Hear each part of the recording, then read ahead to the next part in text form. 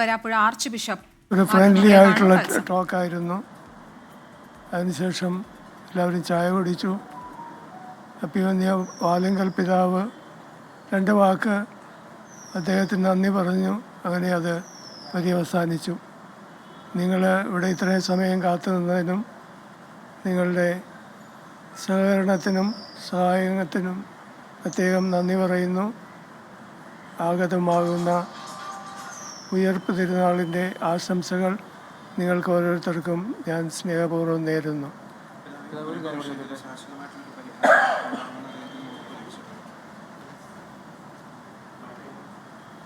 മുനമ്പ് പ്രശ്നത്തിൽ ശാശ്വത പരിഹാരം ഉണ്ടാകുമെന്ന് അദ്ദേഹം പറഞ്ഞു. സമയബന്ധിതമായിട്ട് നടത്തണമെന്ന് നമ്മൾ ആവശ്യപ്പെട്ടു. അദ്ദേഹം അത് സമ്മതിച്ചു. പഠിച്ച് അത് വേണ്ടത് ചെയ്യുമെന്ന് അദ്ദേഹം പറയുകയുണ്ടായി. ഈ അമെൻമെന്റ് മാത്രമായിട്ട് ഗുണം ചെയ്യും, ഈ ലീഗൽ ബാറ്റിൽ തുടരേണ്ടി വരില്ലേ? അങ്ങനെയാണല്ലോ അദ്ദേഹം വിശദീകരിക്കുന്നതൊക്കെ. അതായത് ഒരു റെട്രോസ്പെക്റ്റീവ് എഫക്റ്റ് ഇല്ല എന്ന് വെച്ചാൽ, അപ്പോൾ അങ്ങനെ വരുമ്പോൾ ഈ ലീഗൽ ബാറ്റിൽ തുടരേണ്ടി വരും എന്നുള്ളൊരു സാഹചര്യം യഥാർത്ഥത്തിൽ നിൽക്കുന്നുണ്ട്. അപ്പോഴും ഈ റവന്യൂവകാശം വേഗത്തിൽ പുനഃസ്ഥാപിക്കുക എന്ന് പറയുന്നൊരു സാധ്യത പിന്നെയും നീണ്ടുപോവുകയല്ലേ ചെയ്യുക? അത് മന്ത്രിയെ ധരിപ്പിച്ചു, അല്ലെങ്കിൽ അത്ര ഒരു സംഭാഷണം ഉണ്ടായോ? ഇല്ല, അത്രയുള്ള ആ വിധത്തിലൊരു സംഭാഷണം ഉണ്ടായില്ല.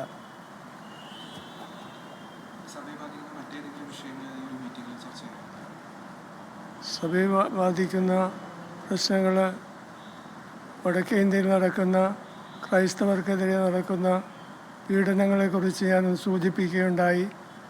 അതും ഞാൻ എഴുതി കൊടുത്തിട്ടുണ്ട്.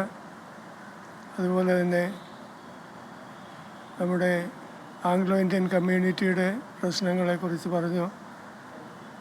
പാർലമെൻറ്റിലും ലെജിസ്ലേറ്റീവ് അസംബ്ലിയിലുമൊക്കെ അവർക്കുണ്ടായിരുന്ന റെപ്രസെൻറ്റേഷൻ അത് എടുത്തു കളഞ്ഞു. ഒരു സ്റ്റാറ്റിസ്റ്റിക്സ് അനുസരിച്ച് 1,00,000-ലേറെ ആംഗ്ലോ ഇന്ത്യൻസ് നമുക്കുണ്ട്. അവരുടെ പ്രതിനിധിയായിട്ടാണ് പാർലമെൻറ്റിലും ലെജിസ്ലേറ്റീവ് അസംബ്ലിയിലുമൊക്കെ അവർക്ക് പ്രാതിനിധ്യം കൊടുത്തിരുന്നത്.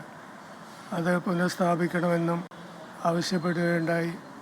പിന്നീട് കൊല്ലാർപാടം ബസിലിക്കയിൽ ചില സ്ട്രക്ചറൽ, പള്ളിയിലല്ല, വരുന്ന തീർത്ഥാടകർക്ക് ഉപയോഗത്തിനായിട്ടുള്ള ചില സംവിധാനങ്ങൾ ഉണ്ടാക്കണമെന്ന് ആവശ്യപ്പെട്ടു. അദ്ദേഹം എല്ലാം വളരെ സന്തോഷപൂർവ്വം കേട്ടു. പിന്നീടും 4-5 കാര്യങ്ങൾ വേറെ പറയുകയുണ്ടായി. വൈപ്പിൻ കോസ്റ്റൽ ഏരിയയിലെ കടൽ ഭിത്തിയുടെ നിർമ്മാണത്തെക്കുറിച്ച് പറഞ്ഞു. അങ്ങനെ ഒരു 7ഓളം കാര്യങ്ങൾ പറയുകയുണ്ടായി. ഇനിയും എന്തെങ്കിലും കാര്യങ്ങളുണ്ടെങ്കിൽ അറിയിച്ചാൽ മതിയെന്ന് അദ്ദേഹം പറഞ്ഞു. ആ ഉറപ്പിലാണ് ഞങ്ങൾ പിരിഞ്ഞത്. ഓക്കെ. കേന്ദ്രമന്ത്രി കിരൺ റിജിജുമായുള്ള കൂടിക്കാഴ്ചയ്ക്ക് ശേഷം Varapuzha archbishop Mar Joseph Kalathiparambil മാധ്യമങ്ങളോട് സംസാരിക്കുകയായിരുന്നു. അദ്ദേഹം പറഞ്ഞ കാര്യങ്ങൾ അനുഭാവപൂർവ്വം പരിഗണിക്കാമെന്ന് ഉറപ്പു നൽകി. മുനമ്പം വിഷയത്തിലും ഒപ്പം തന്നെ രാജ്യത്തിൻ്റെ പല ഭാഗത്തും ക്രിസ്തീയ മതവിശ്വാസികൾ നേരിടുന്ന പ്രശ്നങ്ങളെക്കുറിച്ചും ധരിപ്പിച്ചു. ഇക്കാര്യങ്ങളിലെല്ലാം അനുഭാവപൂർവമായ പ്രതികരണം ഉണ്ടാകുമെന്ന ഉറപ്പ് നൽകിയാണ് കേന്ദ്രമന്ത്രി കിരൺ റിജിജു അവിടെ നിന്ന് ഇറങ്ങിയതെന്നാണ് ഇപ്പോൾ വരാപ്പുഴ ആർച്ച് ബിഷപ്പ് മാധ്യമങ്ങളോട് പറഞ്ഞത്. തത്സമയ ദൃശ്യങ്ങളാണ് പ്രേക്ഷകർ കണ്ടത്.